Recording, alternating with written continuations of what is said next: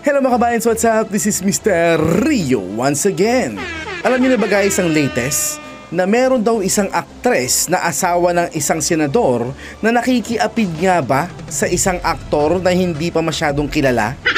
Imagine, jowa na ng senador yun ah. Hindi pa rin ba siya kontento sa asawa niyang senador? Kaya nakuha niya pang makiapid sa bagong sibol na aktor na ito?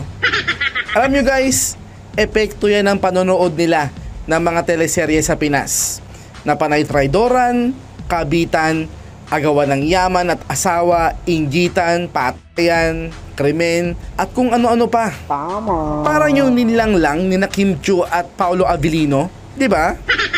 So kabilang po sila sa mga dahilan kaya may mga gumagawa ng mga ganyang kahangalan. So panawagan po sa MTRCB, imbis na yung gikan sa masa ang pag-initan nyo, ba't di nyo po sitahin ang mga gumagawa ng mga teleserye sa Pinas na lumalason sa isipan ng mga tao? Tama. Na wag na hong gumawa ng mga ganong paksa o kwento. Dahil yun po ang naa-adapt ng mga Pilipino, real talk po yun. Real talk! Yung gikan sa masa, real talk lang po yun. Pero itong mga teleserye na to, nilalason po nito ang isipan ng mga Pilipino. Tama. Kaya marami na ngayon ang nakikiapid na tao, mapa-artista, politiko o kahit mga simpleng tao. Dahil sa mga nakakalasong ideya na finifeed ninyo sa isipan ng mga Filipino. Oh no! So MTRCB, wag po tayong masyadong bias sa utos ng mga nag-appoint sa inyo. Okay? Alam naman po namin na in-appoint kayo ng namumuno ngayon. Pero nakikita po ng taong bayan ang ginagawa nyo. Tama. Imagine pinag-initan nyo ang gikan sa masa na kung saan nagsasalita doon si President Duterte.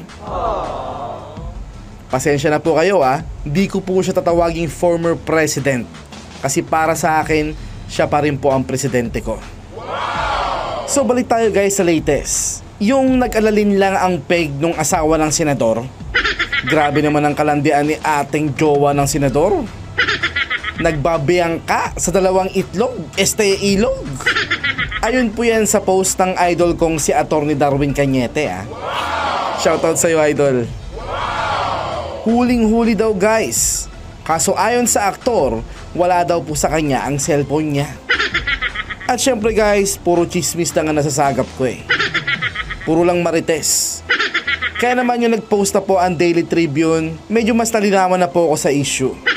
Na nireveal daw po nung bagong sibol na aktor na ang ex-live-in partner niya daw po ang kumuha ng mobile phone niya. At pinost daw po sa kanyang page ang mga private messages niya sa iba-ibang babae. Yung jowa daw ng senador ang sangkot sa kontrobersyang ito. Ang mga messages daw nila nung jowa ng senador, pati si Hipon Girl, ay nadawit din po dito. At alam nyo ba na hindi daw po bago sa kontrobersya itong bagong sibol na aktor na to.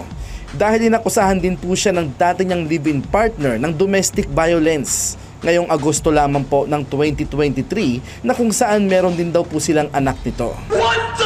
Pero yung pong asawa ng senador ang nasusunog ngayon sa spotlight dahil sa message umano nito sa aktor na humihiling siya na bisitahin siya sa kanyang kondo ni aktor. Oh no! Ang sagot daw ni ex-live-in partner na nagpanggap na si aktor sa asawa ng senador ay wala siya dito. Nasa Valenzuela siya. OMG. No comment po ako dito pero tingin ko po talaga at malakas ang kutob ko na dahil sa linlang kaya may mga ganito. At ito nga pala ang reaksyon dito ng mga idol nating marites sa social media, mga idol. Peace po tayo ah. At ang nakakatawa pa, natabunan pa ng issue na to yung pagpirma ni PBBM ng 2024 national budget. Kailan ba yun? Ngayon ba yun? Nako, i-cancel nyo po muna yan para mapansin naman yung signing. Hintayin nyo po muna sanang matapos tong issue na to dahil natatabunan na po kayo. So shoutout po sa asawa nung nagbabiyangka sa dalawang itlog, ilog. Sana po ay nasa mabuti kayong kalagayan ngayon. At syempre po shoutout po kay PRRD, kay VP Sara, kay Kuya Bongo, at syempre kay Idol Senator Bong Revilla Jr. At syempre po shoutout din po sa mga ka-DDS natin At sa mga ka-team pagbabago natin dyan, alam ko pong kilala nyo kung sino-sino kayo. At shoutout din po syempre kay Directing. Mabuhay ka, sir.